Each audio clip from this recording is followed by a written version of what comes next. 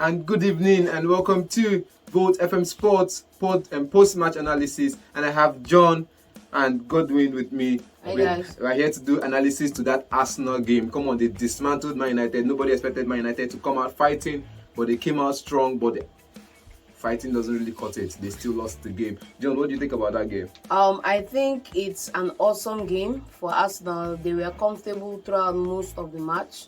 I felt the only place Manchester United actually put Arsenal under pressure is when they came out fighting after conceding the goal, in terms of trying to get another goal, but more towards trying to prevent further goals because the damage had already been done. And Manchester United had a couple of attempts, but a certain someone was misfiring in delivering the ball into the box 18. You know who it is? It's none other than Leandro Garnacho. What do you have to say about that guy? Garnacho he was telling me when because we were watching the game together. He was always pointing that Garnacho is always bending his head. Why are you always looking at the floor? I didn't actually notice, but I've not really paid attention to him. Maybe Garnacho wasn't sure he was putting his right leg in front of his left leg. He kept bending his head. The same thing that Manten used to do, but Manten this year improved. But Garnacho is always, his head is always down, and he always crossing the ball. I was just flashing it. He's not even looking up. He just moves the ball and flashes. Before the game, I told you, thank God he's starting Ahmad. At least you could see some bit of composure going forward. Not the really look down, turn around like Anthony and pass back. You saw him dropping into midfield. That bicycle kick against Everton. It's just the highlight of the season. It just gave me a lot of hype, and everybody was expecting too much of him. But I don't think he's underperforming. The problem he's having is just not being able to provide more potent options into the box, because he had a couple of chances against his opposite number where he outran him, and and he didn't cross the ball well. He put Arsenal under pressure, but it's just that the final product wasn't there for Manchester United from Leandro Garnacho today. Yeah, okay. You can see the start. From the start, it says Man United had 55% of the ball possession and Arsenal had 45%. This is not what we expected. All of us agree. It's not what we expected, because you see that everybody was like, after the Crystal Palace game, Man United will come to us. Arsenal will come at to the end of the day, 3 points is in the bag, and that your point not is about not 3 points. At the end of the day, 3 the performance points of is the in the players. bag. And Manchester United have been beaten, and it's done. See what happened. Manchester United have had a culture of burying games 1-0 for a couple of seasons ago, and them losing here 1-0, you want to now come and sever or prep up Manchester United nerves that at least there was a fighting spirit. You lost the match. Fighting spirit or not, they lost the match. That's the categorical thing about this encounter. You have to understand, this is Old Trafford. It's not an easy ground to go. The only person that finds this most times easy is Manchester City. They just go there and destroy you. Come on, that's not true. But it's true. Manchester City has been beating them. Apart from the Ole ground. Yes, Ole tenor. I think they beat them twice at Old Trafford. But apart from that, Pep has been beaten. But this game, Arsenal is playing safe. And that's what you expect, because what they need to do is to score one goal and manage the game. Counter attack would have I think that was what Bishop said on this show 2 days ago. He said if Arsenal could just get that goal in the first 20 minutes of the game, and the game is all won. Are you seeing that Arteta is growing? True. Definitely. If you notice that he's not adapting to depend on the opponent. If he's playing for this man, he managed he didn't want to pass the ball too much around. He wanted to defend. And just once he got that goal, and I was telling you that Manchester United will not score. They don't even look at their first shot on target came in the second half. That's what we are talking about. They had about 14 shots. They were just shooting anyhow, just like a 5-year-old. Look at my problem with Manchester United. You saw the game today. It's been a wonderful 90 minutes and 96 minutes encounter. Of the 96 minutes encounter, Manchester, look at how many crosses they had today.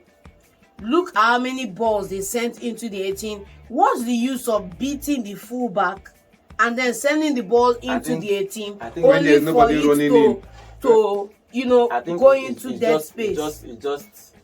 It's just a coaching thing.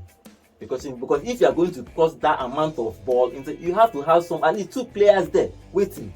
You can't just be moving the ball and it's like Garnacho. Remember a certain someone, he who must not be named here, said that they've been in training, they've been gingering. Talk to me direct. Talk to me direct. Call my name. Something. And we are seeing crosses, but what were they now training? What the were people they we now listed will be training? back from injury. They Didn't come. Yes. To that game. So we'll not fault them because we've noticed that it's normal. Like Arsenal just sent us a medical staff that would not work. So who are the cause?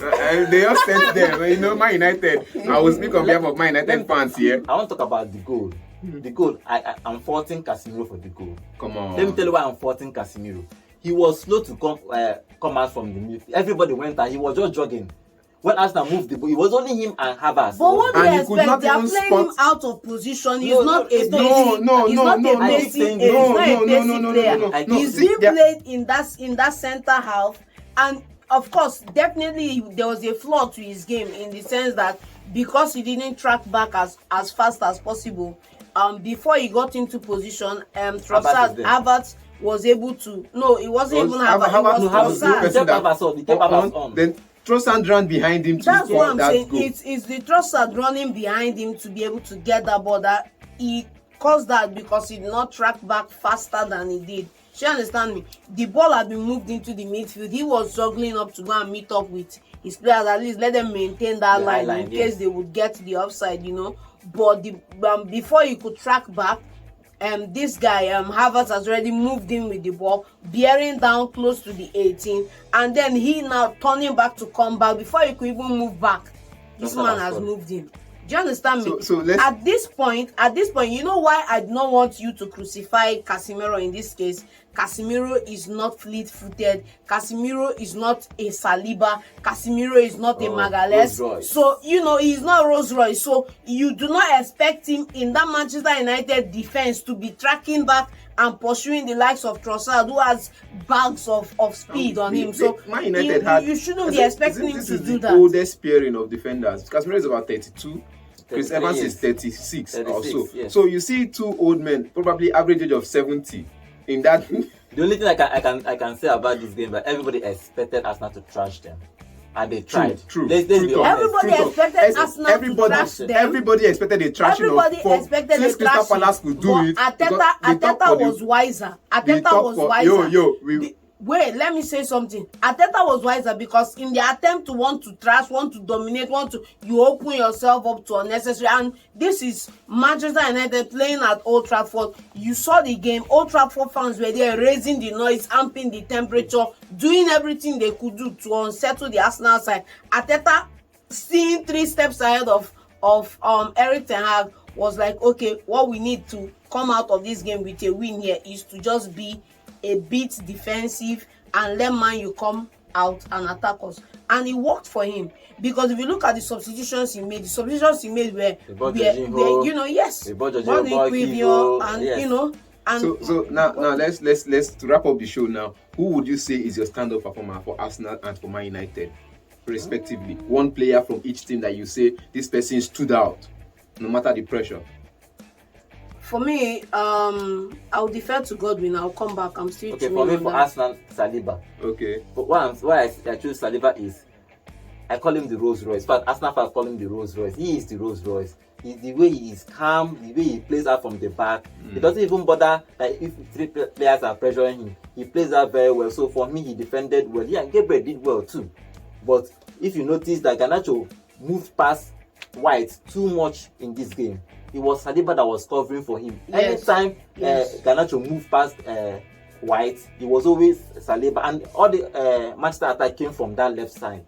Ahmed didn't pass ball to Ahmed, probably because he was a youngster. He's always dropping into the middle of the. They used more of Garnacho, and because of Garnacho was outpacing White, Saliba did a great job. So for me, Saliba is the man of the match for Arsenal. For Manchester United, I will not say nobody was actually a standout performer. I want to key into what you're saying now.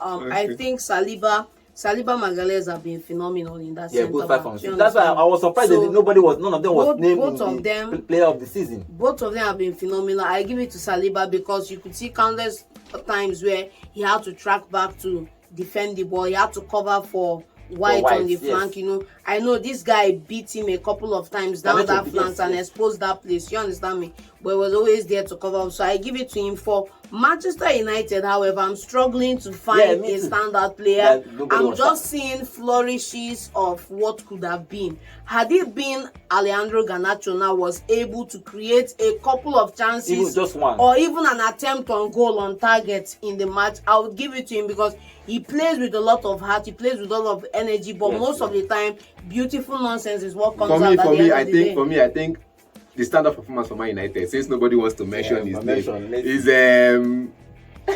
Amrabat, Sofian Amrabat. Okay, yes, he made some. Come on, he covered. He made some fantastic tackles. You could see him in the game. Amrabat did not do anything exceptional. Amrabat did what Amrabat does. For a player that sat on the bench all season, I'm not going to give that to you easily. Amrabat did what Amrabat does. He comes in, you are bearing down on his defense, he bodies you up and gets the ball. What's exceptional about that tackle? Then what's exceptional about for a midfield? How many times did he have the opportunity against Saka? Was it 2 or 3 times? For a midfield that has been losing the ball and conceding goals. For a midfield that has been that's one of them. What we are saying is just standard performance. Standard performance is not that he's the man of the match. It's not standing on a standard performance. For a midfield, for a Man United midfield that has always considered so much errors in midfield leading to goals, come on now, you have to give it to him. At least for just this match. You understand? For just it's not a standard performance. I stayed by my gun. Okay, fine. Then if you're not going to agree with Amrabat, you agree with Amad Diallo because what did Diallo do? He dropped into me. He created chances. How many of them were buried? How many were on target? Come on now. We'll come back to that debate next time. Until then, we'll see you next time because there's one debate that came up: scoring goals and creating chances. Which one is more difficult? We'll come back to that debate on the next episode. Okay. See you next time. See you guys.